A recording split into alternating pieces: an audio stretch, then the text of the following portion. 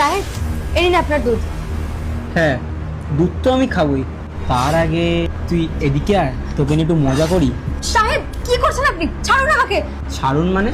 আমি ভালো মতনই জানি তোর টাকার প্রয়োজন, আর তোকে আমার, বুঝতে পারলি? তাই বেশি নাটক না করে দে মজা করতে।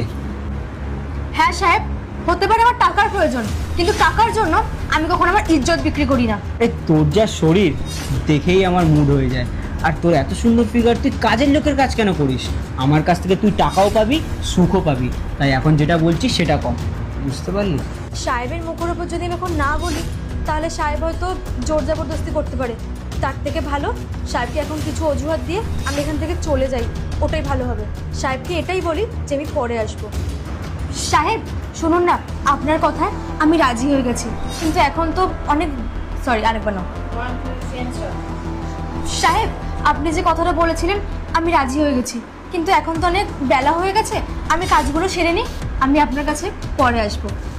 ঠিক আছে, সময় মতন কিন্তু চলে আসবি, আমি তোকে অনেক টাকা দেবো আর তুই আমাকে অনেক খুশি করবি, ঠিক আছে? ঠিক আছে, এখন আমি যাই।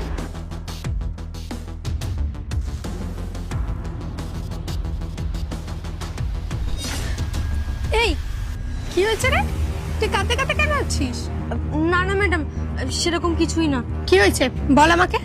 ম্যাডাম, ওই দোতলার যে সাহেবটা আছে না, উনি না খুব বাজে। যখন ম্যাডাম থাকে না, তখন সেই সুযোগটা নিয়ে আমার সাথে বাজে কাজ করতে চায়। কি? তুই চুপচাপ এত কিছু সহ্য করছিস?